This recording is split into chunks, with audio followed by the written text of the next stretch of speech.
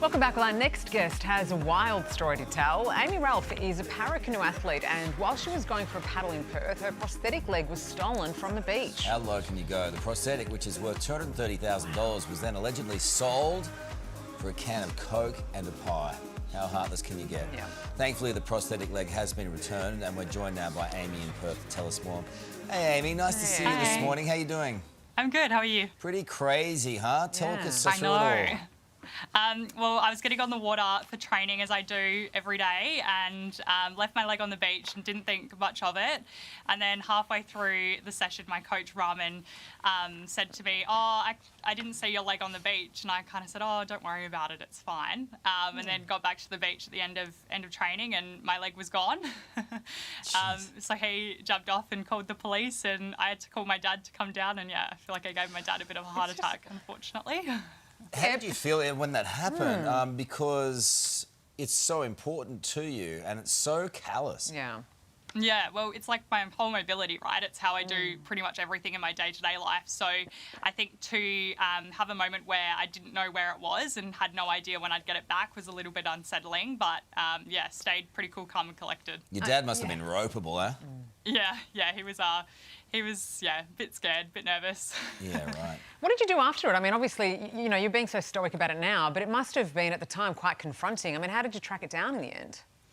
So I put a post out on social media, and basically it just went off, and all the comments kept coming in, and the local community was amazing, and basically I was able to kind of track down the guy in certain streets and called the police and kept them updated. And then Dad ended up going for a drive with my teammate Mark around the local area, and they saw the guy walk into a house, and I called the police to let them know the address, and yeah, the police came and got my leg back. Good jerk. Yeah. Seriously. I mean, he's lucky to be alive, given how intense everyone felt about it all, right? Yeah. And when you found out that he'd try to sell it for a pie? Yeah, that was pretty interesting, because he was walking around and he actually went up to a lady at the front of her house and told her that it was worth a lot of money. So it's quite funny now that it's worth a lot of money, but he sold it for a pie and a can of Coke. Oh, man. Especially considering what it means to you, right? And your career as well. Yeah, exactly. It's super important. Like, it's my whole mobility. It's how I get up in the morning, make a cup of coffee, go to work. So, yeah, super happy to have it back. You got a lovely disposition. What are you looking forward to? What events you got coming up?